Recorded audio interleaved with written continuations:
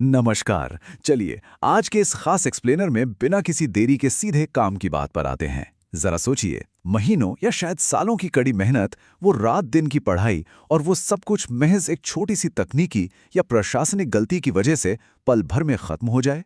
सुनकर ही डर लगता है ना। आरपीएससी फर्स्ट ग्रेड 2026 की परीक्षाएं 31 मई से शुरू होने जा रही हैं और इस बार आयोग ने कुछ ऐसे सख्त और नए निर्देश जारी किए हैं जिन्हें हल्के में लेना बहुत भारी पड़ सकता है। तो आज हम इन्हीं नए नियमों की बिल्कुल आसान भाषा में चर्चा करेंगे ताकि आपकी सालों की मेहनत महज एक फॉर्म या 1 मिनट की देरी की भेंट न चढ़ जाए। आज की हमारी इस चर्चा को आप एक तरह की सर्वाइवल चेकलिस्ट मान सकते हैं। हम 5 अहम बातों पर फोकस करेंगे। पहला है ओएमआर का नया नियम।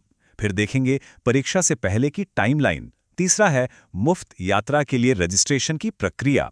चौथा, सेंटर के आवंटन का तरीका। और आखिर में परीक्षा के दिन एंट्री से जुड़े वो नियम जिनमें कोई छूट नहीं मिलेगी। तो सबसे पहले बात करते हैं ओएमआर रूल की। और सच कहूं तो ये इस पूरी परीक्षा का सबसे बड़ा और क्रिटिकल नियम है। आप जरा इस नंबर पर ध्यान दीजिएगा, 15।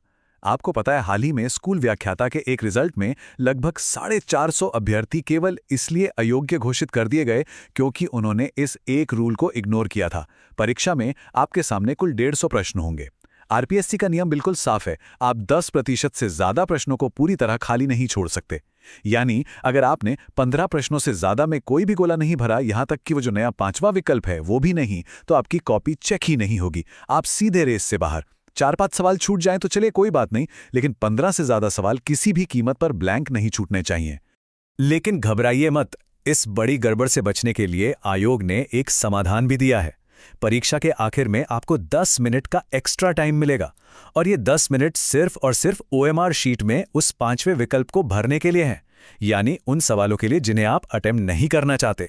इस अतिरिक्त समय का स्मार्ट तरीके से इस्तेमाल करना बिल्कुल अनिवार्य है ताकि वो 10% वाली लिमिट क्रॉस ना हो। चलिए अब आगे बढ़ते हैं हमारे दूसरे पॉइंट पर, जो है परीक्षा से पहले की टाइमलाइन।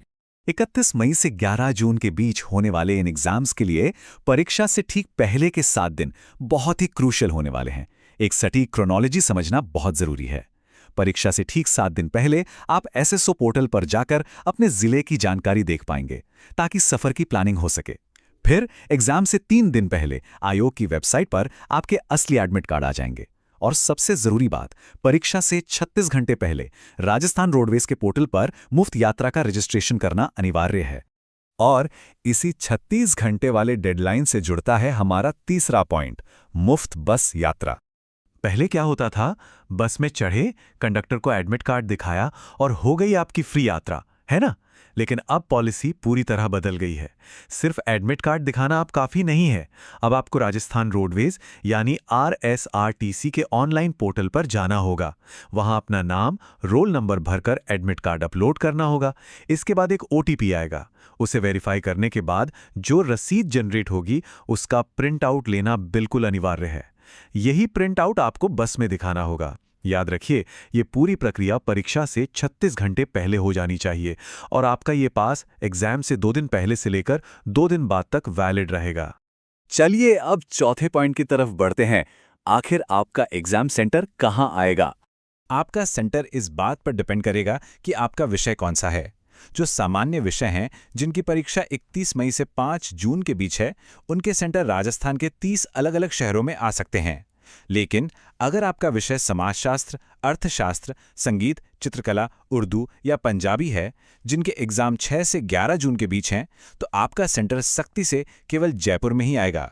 अब यहाँ ध्यान देने वाली बात यह है कि आपका जीके का पेपर शायद किसी और जिले में हो, लेकिन इन विशिष्ट विषयों का पेपर जयपुर में ही होगा। तो अपने सफर की प्लानिंग उसी हिसाब से कीजिएगा। और सेंटर के बारे में एक बहुत ही स्पष्ट और सीरियस वार्निंग आरपीएससी ने दी है।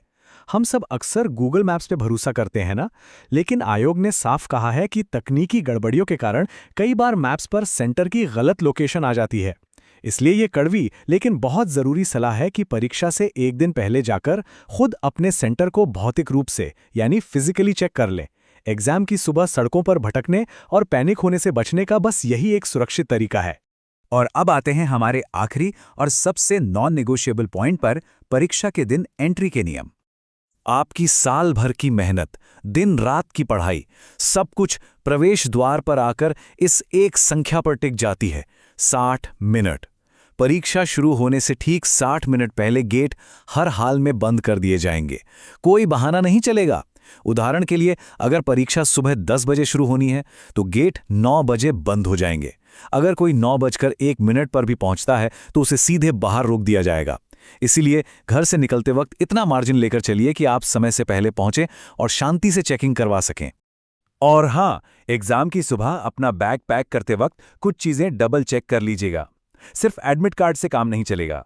आपकी पहली प्राथमिकता होनी चाहिए एक लेटेस्ट, बिल्कुल साफ, रंगीन आधार कार्ड।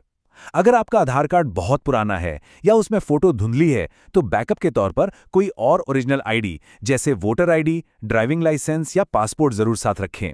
और सबसे अहम बात, आपकी आईडी की फोटो आपके एडमिट कार्ड पर लगी फोटो से बिल्कुल मैच खानी चाहिए।